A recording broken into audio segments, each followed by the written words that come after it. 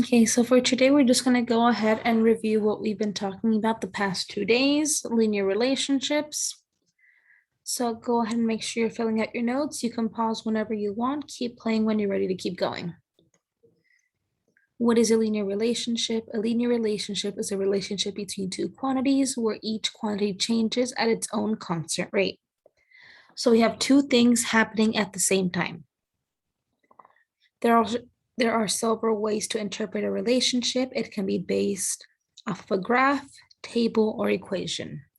These are all connected together. So we've seen this equation already. Y equals mx plus b. Y is the dependent quantity or variable, so that's the one that's changing. M is the rate of change. It tells us if it's positive or negative and how fast or slow the change is happening. X is the independent quantity or variable, and B is the y-intercept, or usually in our word problem, that's the number that we're starting with. What is a y-intercept? That's our letter B. A y-intercept is the line on a graph that intersects the y-axis. So remember, if it helps, go ahead and highlight the y-intercept so that you always know which axis you're looking at. It is represented by the letter B in our equation. So just read this question, think about it. How can you identify the y-intercept on this graph? The y-intercept in this graph is what? Where does our line cross our y-axis? Let's take a look at some graphs and equations. What is a graph? A graph allows us to visually see the constant rate of change and the y-intercept of relationship between a dependent and independent variable. So this right here is the picture of something that they're giving us. This is the information that we have.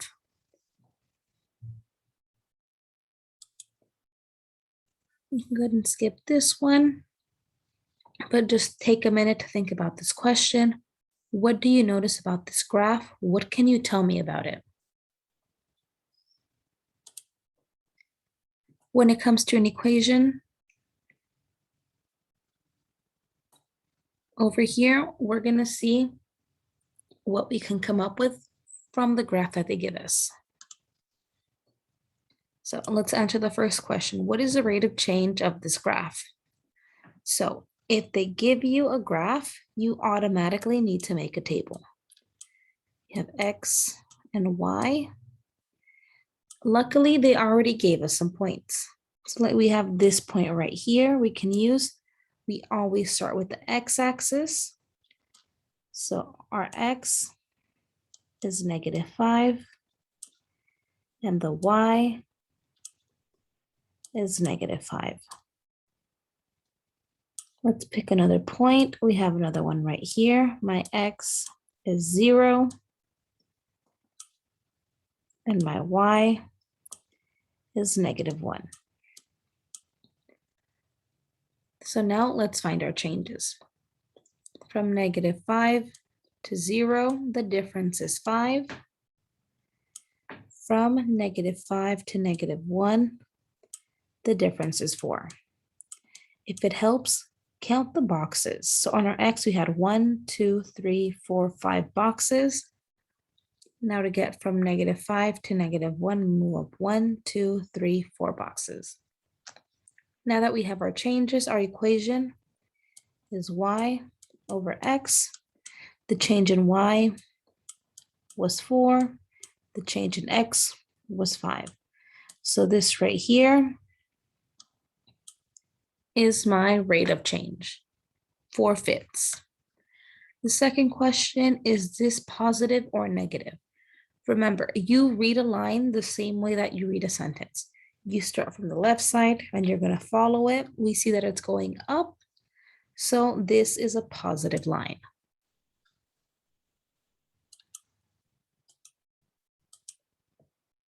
Our second question, let's find the y-intercept. So I'm going to go ahead and highlight my y-axis, and I'm going to go ahead and highlight our line. So the point where my line and the y-intercept touch, right here, is my y-intercept. So my y-intercept is -1. It's the number right here.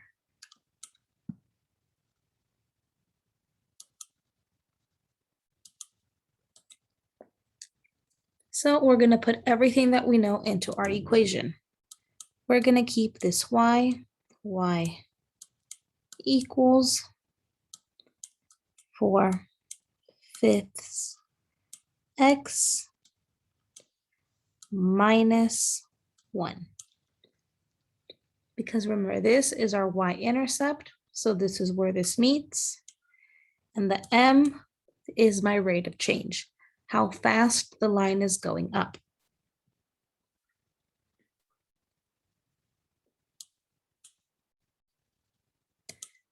So now that we saw how to look at some graphs, we're going to take a look at some tables.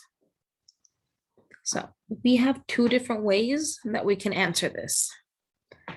First, we have our process rule. This one's going to be a little different than what we've done before. It says find the relationship in the table. So I'm just going to write it off to the side since this box is a little small. We have our y equals, we have an x, and then we're going to find our rate of change and our y-intercept. The easiest one to find here is my y-intercept. My y-intercept is already in this graph. When my x is 0, the number that it's paired with is my y-intercept. Think about these numbers like the codes on a vending machine. You usually need one number, then another. We need to have one x and one y. So this is our first pair. When x is 0, y is 6. When x is 0, that's when it's on my y-axis. What the y tells me is where on the y-axis it is. In this case, it's at 6. So this right here is a +6. Now what we need to find is our rate of change. So we can use the numbers that they gave us. Let me go ahead and change colors. We can use this pair right here. The y they told me is 6 is equal to m times this x is 0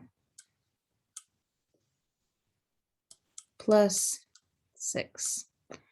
Anything times 0 is going to give me 0. So +6 is equal to 6. Now, this one doesn't really give me a lot of information because these numbers are already the same. So I'm going to go ahead and use the next one. In this case, the y is 8 is equal to m times 1 plus 6.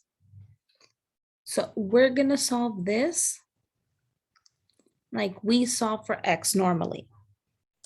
We're going to subtract. This is going to cancel out. 8 minus 6 gives me 2.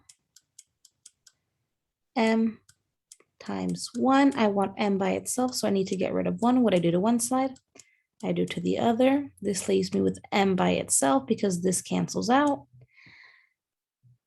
2 divided by 1 gives me 2.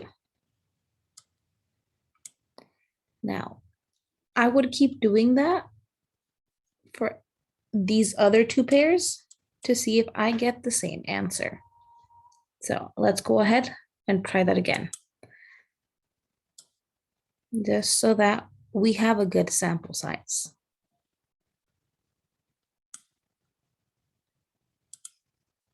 Here we have 10 is equal to m times 2 plus 6. I'm solving, I want m by itself, so I first need to get rid of this number. Minus 6, minus 6. This cancels out, this leaves me with 4, and m times 2. To get m by itself, I divide by 2. I divide by 2. This cancels out. I'm left with m by itself. 4 divided by 2 is 2. Now I'm going to try it with this last one. Let me go ahead and erase this again.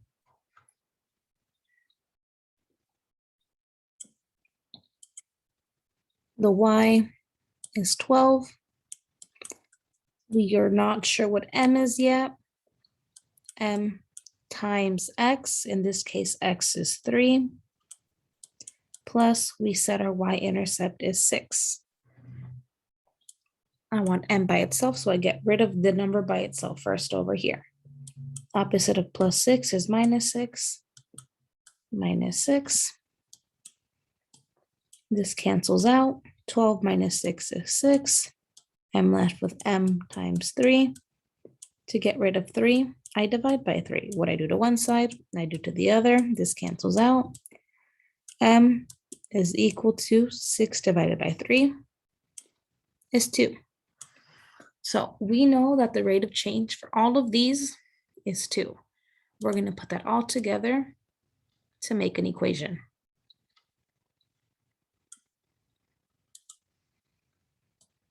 Y equals 2x plus 6.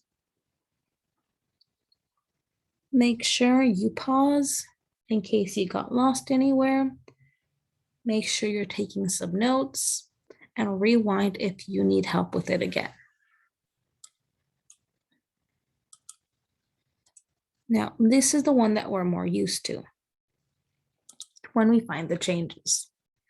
Again, y equals something x and our y-intercept. The easiest thing to look for is our 0. When x is 0, the one that it's paired with is our y-intercept. So here, the pair for the 0 is a negative 6. So this one right here is a negative 6. Now, all we need to find is our rate of change. From 2 to 0, the difference is 2. From 2 to 4, the difference is 2. From 4 to 6, the difference is 2. From negative 6 to negative 12, the difference is negative 6.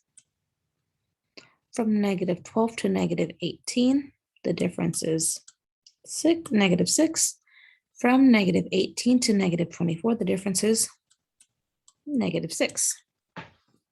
Now, since these numbers are all the same, we only need one pair. So I'm going to choose the first one. Remember, your equation for rate of change is k equals y over x. Our change in y was negative 6. The change in x is 2. Negative 6 divided by 2 gives me negative 3. So that's my rate of change.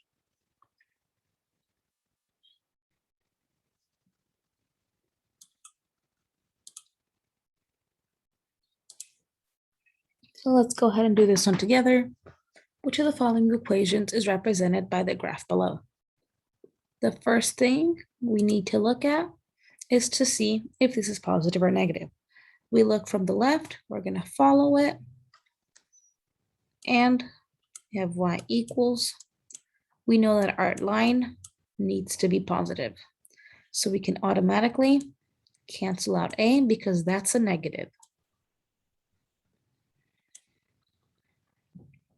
Now, we're going to have a positive rate of change, x. Now let's look for our y-intercept. We highlight the y-axis. Our line crosses the y-axis at this point right here. The number that it lands on is positive 2. So now we can look at our y-intercepts. From here, we can cancel out every other option. This one tells me that the y-intercept is up here, and that's not true. This one tells me, see, that my y-intercept is at negative 2, and that's not true. And the last one tells me that my y-intercept is at positive 2. We can see that it's on the line. So this is my only valid option.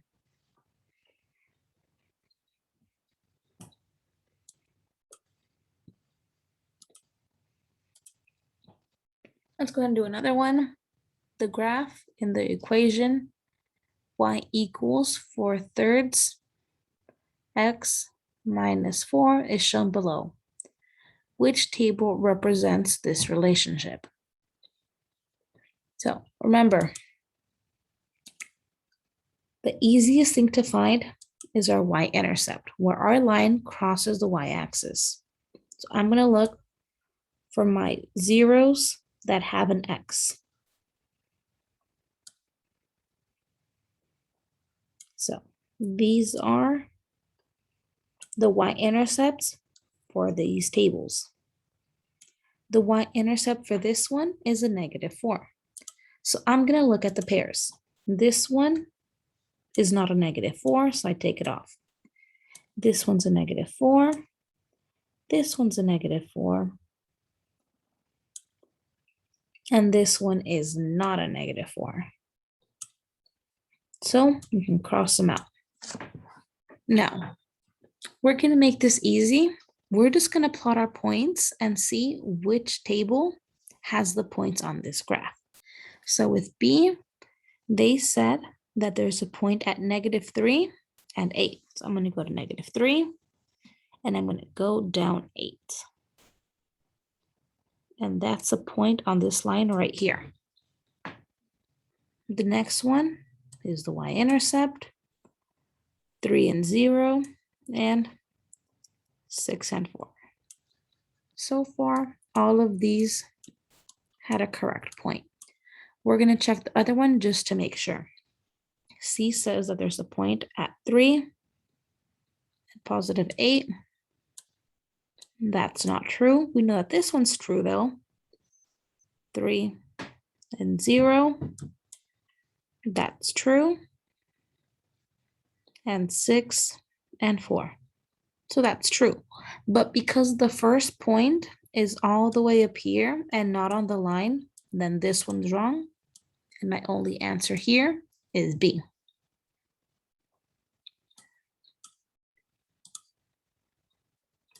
Go ahead and do the next two by yourself.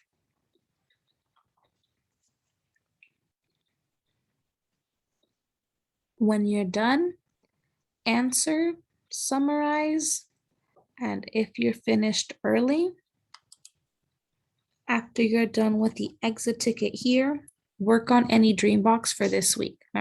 Remember, we're starting a new 6 weeks. We're starting all the way over. So make sure you don't start falling behind on Dreambox.